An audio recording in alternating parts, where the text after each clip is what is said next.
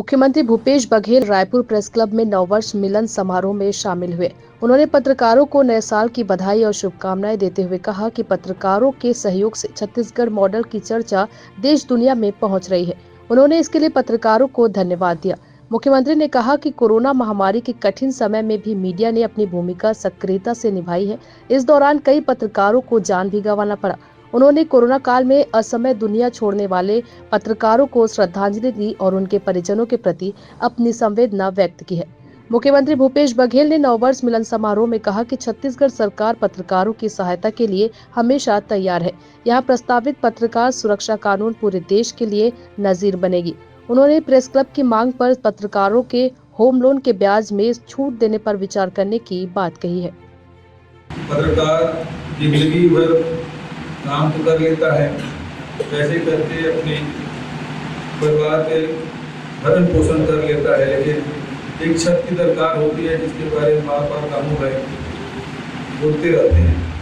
और बहुत सारे राज्यों में इस प्रकार से व्यवस्था भी है कि जो मकान बनाते हैं तो उनमें ब्याज में छूट मिल जाती है। उसके बारे में भी हम लोग विचार करेंगे ताकि कोई अपना मकान बनाना चाहते हैं तो सस्ते दर पे उनको लोन मिल सके। इस बारे में भी हम लोग विचार करेंगे। लेकिन ये अभी पत्रकार चुनाव हो रहा है पत्रकारों का, उसमें घोषणा पत्र किसी शामिल नहीं है ना। तो घोषणा पत्र में जो भी लिखना है लिख लो कि हम आएंगे तो ये करेंगे वो करेंगे, वो चुनाव चलता है सारे गाँव के, तो आप जानते हैं आपके माध्यम से चलते रहता है। अब शैलेश नितिन द्विवेदी गंगा जल की कसम खाए तो किसने खाए वो आज तक बोल रहा है। राष्ट्रीय चैनल के डिबेट में भी वो चर्चा हो रही थी। मैं बोला भाई वो कसम किसने खाया, कहाँ उसको जोड़ना है आप, है ना। शराब और गंगा जल को जोड़ोगे तो ठीक तो थोड़ी होगा, उसका असर है ना। गंगा जल उठाए शराब बंदी के लिए, उन्होंने कहा शराब बंदी के लिए नहीं, ये भारतीय जनता पार्टी को लिख रहे हैं। वो लोग लिखे कि ऋण माफी नहीं होगा, 25 रुपये कुंटल धान खरीदेंगे। तो गंगा जल इसलिए उठाया गया, कस्में इसलिए खाई गई और आप इसलिए कह रहे हैं। ये जो आजकल जो सोशल मीडिया है ना, मैं इसीलिए बताया सोशल मीडिया कहीं पहुंचा देते हैं। तो आप सबको नववर्ष की बहुत बहुत बधाई, शुभकामना। और जिस प्रकार से कोरोना काल में और उसके बाद भी सरकार ने जो पत्रकारों के लिए योजना बनाई, लाभ मिली और कोरोना काल में अपने प्राणों की आहुति देकर भी लोगों तक खबरें पहुंचाने में हमारे पत्रकार साथी कितने लोग हैं जो पीड़ित भी हुए हैं और अपने प्राणों की आहुति दे दी, उनको मैं श्रद्धा समर्पित करता हूँ। लेकिन सरकार ने परिवार की सहायता के लिए अब कभी पीछे नहीं हटा, जिसका उल्लेख हमारे संचालक महोदय ने किया और गाँव भाई ने किया। आगे भी पत्रकारों के सहयोग के लिए, चाहे वो पत्रकारिता मतलब क्या बोलते हैं सदस्यता वाली बात है, उसका भी सरलीकरण हम लोगों ने किया है। 1 वर्ष बढ़ा के 2 वर्ष भी किया है। अब जिला इस तरह की कमेटियाँ हैं, नहीं तो केवल यही रायपुर भर के पत्रकारों को कार्ड मिलता था, मिलता नहीं था। आजकल पत्रकारों की संख्या अधिमान्यता जो हमारी बात है बढ़ भी गया है। और बहुत जल्दी मैं समझता हूँ कि आने वाले समय में, क्योंकि पत्रकार सुरक्षा कानून का रिपोर्ट सरकार को मिल चुका है, अधिकारी अध्ययन कर रहे हैं और आने वाले समय में उसको विधानसभा में लाएंगे भी, ताकि वो पूरे देश में एक प्रकार की नई पहल होगी तो वो भी लोग करेंगे। लेकिन जैसे कि अभी सभी बता रहे थे कि शुक्ला जी बुला रहे तो नहीं आए, तो कानून ले लिया। तो आपको खतरा राजनेताओं से नहीं है, पत्रकारों को खतरा राजनेताओं से नहीं है। अब खतरा है वो ब्यूरोक्रेट से। 2 ब्यूरोक्रेट अभी पहुंच गए हैं डायरेक्टर बन गए, जो कभी जनसंपर्क अधिकारी हुआ करते थे। खतरा उधर से है, आपके कैसे भी वहाँ वो लोग पहुंच रहे हैं, ठीक है। और ब्यूरोक्रेट जो राजनीति में हम लोग 15 साल झेले भाई, हम लोग जानते हैं किस है ना। पहले भाई बिल्कुल खास और उसको हम लोग 18 साल झेले, है ना। अब ब्यूरोक्रेट आपकी तरफ जा रहे हैं। अब आप लोग सोच लो, मैं तो रामू आप हमारे प्रधानमंत्री से तुलना कर दिए। मैं सोच रहा था केजरीवाल से तुलना करें, सबका काका है? वो ज्यादा खतरनाक है क्या? सभी हमारे वरिष्ठ और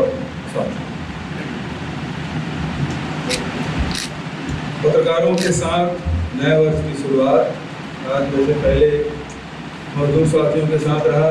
गांधी जी को पुष्पांजलि अर्पित की और उसके बाद पुलिस के जो जवान हैं जो हमें सुरक्षा प्रदान करते हैं, हमारे प्रदेश में भी अक्सर प्रभावित प्रदेश है तो वहाँ भी सशस्त्र बल तैनात है, उनके सबके साथ आज नव वर्ष मनाया। उसके बाद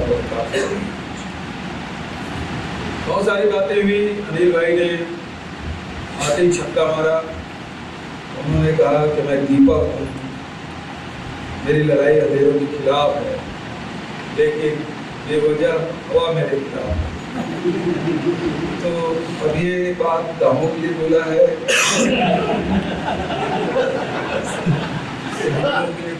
बोले हैं, ये बिल्कुल वैसी है कि कई नेता जो है बड़े बड़े कूटनीतिक मतभेद और छत्तीसगढ़ में हुए, जो एक बयान देते थे तो उसका असर अनेक लोगों को पड़ता था। मतलब वो 303 नहीं था, वो भरमार बंदूक है। भरमार बंदूक से छोड़ी हुई जो गोली है तो पता नहीं किसको किसको लगी है, क्या पता। तो वैसी बयान पहले देते थे, अब वो बयान उस प्रकार के बयानों की कमी आ गई है। और वैसे पत्रकारों भी अब कमी आ गई है कि ऐसा ट्विस्ट करें, लेकिन आजकल तो सीधा परिवर्तन कर देते हैं कि आपने ऐसा कहा तो काट दो, फाड़ दो, बीच वाला ले लो, हो गया। तो आजकल की राजनीति उस प्रकार से जिन पहले कोई शब्द प्रयोग करते थे, कोई वाक्य प्रयोग करते थे, उसका असर गहरा पड़ता था समाज में, अनेक वर्ग लोगों पे, और वो लोग भी अलग अलग अर्थ निकालते थे। उसके लेख भी लिख लेते थे, कई संपादकीय भी लिखे जाते थे। अब वो दौर निकल चुका है। अब तो ये है कि आप अगर अनर्थ निकालो, अनर्थ कैसे निकाला जा सकता है। और सोशल मीडिया के ज़माना है तो एक बात बहुत बढ़िया है कि अपनी छवि बने या ना बने, सामने वाले की छवि जरूर निकालो। उसमें ये जो सोशल मीडिया है बड़ा कारगर साबित हुआ है और बहुत लोगों की राजनीति धाराशाही हो गई। अन्ना हजारे, गांधीवाद, फिर अभी देखेंगे जब पंजाब सरकार बनी तो अंबेडकर जी और भगत सिंह साम्यवाद को भी लपेट लिया, है ना। साम्यवादी थे भगत सिंह जी। अंबेडकर साहब को आप जानते ही हैं, उसको बताने की जरूरत नहीं, संविधान निर्माता है, अध्यक्ष रहे हैं। और उसके बाद उसी तस्वीर के नीचे बैठ के वो नोट पे लक्ष्मी और गणेश की मूर्ति लगाने की बात कर, ये केवल केजरीवाल कर सकता, दूसरा नहीं कर सकता। मतलब आप दक्षिणपंथी भी हो गए, मतलब वो आदमी गांधीवादी, वो साम्यवादी और वो दक्षिणपंथी, वो सब हो गए। तो है क्या उसका विचार, क्या है? कोई बता सकता उसके विचार क्या है? जितने राजनीतिक दल हैं उसके अपने संविधान हैं और उसके विचार हैं, और उस संविधान के तहत वो गवर्न होते, चाहे कोई पार्टी हो। हम किसी पार्टी को पसंद करें या ना करें, लेकिन गवर्न उसी से होता है। लेकिन ये एक बात बता दीजिए, केजरीवाल की पार्टी उस संविधान से गवर्न होता है, उसकी विचारधारा क्या है वो बता दीजिए। तो बता सकता है? पत्रकार लोग हमेशा आप मेरे पर टिका देते हैं, तो आप पार्टी वाले आ रहे हैं, आने दो, क्या फर्क पड़ता है। बहुत सारे लोग आए, चले गए, ये भी आए, ये भी चला जाएगा। लेकिन अब वो उसके बारे में तो इसीलिए मैं बोल रहा हूँ आप